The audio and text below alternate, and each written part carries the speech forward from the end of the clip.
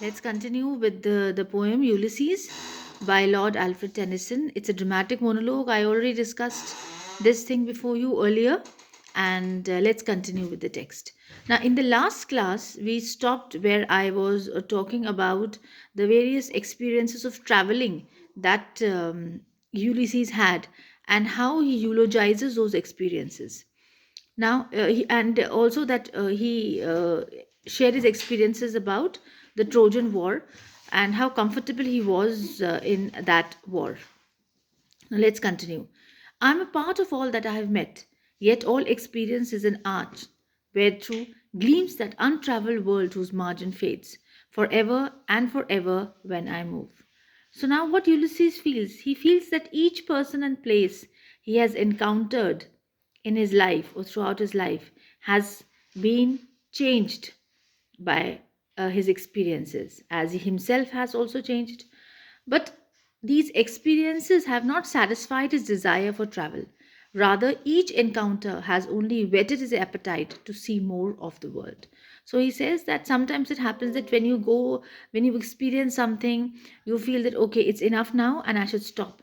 But that has never been the case with Ulysses. He just wanted to undergo, or in other words, you can say, encounter those experiences of travel again and again. And this appetite has never been satisfied or satiated by Ulysses.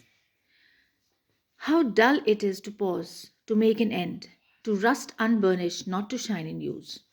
As though to breathe the life, life piled on life, we are all too little, and one of me, little remains, but every hour is saved for that eternal silence, something more, a bringer of new things, and while it were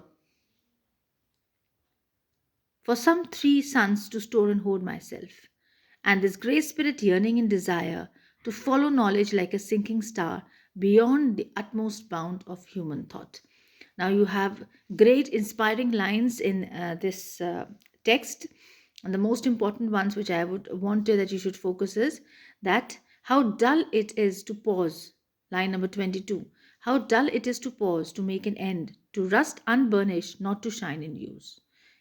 Now he is just uh, this couplet and fix is a beautiful message here. He says no matter how much of the world he sees, there's always more to pursue. There are always more regions to see. There is always so many beautiful regions, countries, and climates and people to explore. So he always wants to pursue. He says that to pause means to be dull, and of course you know that pausing means that a person becomes inactive, and when the person is inactive, then life becomes quite dull. So he says how dull it is to pause, to make an end. To make an end means Ulysses claims that it is boring and unsatisfying to stay at one place and stop doing the activities that defend one's or that define the life of a person. So he's comparing himself to a sword, to rust unburnished sword. He's comparing himself to a sword, and you know what happens to a sword? If sword has not been used, it become rusted. The same way as we say that for iron also, that it is useless if it get rusted. So it says a sword that has been allowed to rust uselessly away rather than being used gloriously in the battle. So what's the use of a sword if it's not being used? It doesn't shine in the battle, and it's been kept without any use, so it just becomes rusted. And once a thing is being rusted, it is no longer to be used by anybody or anything.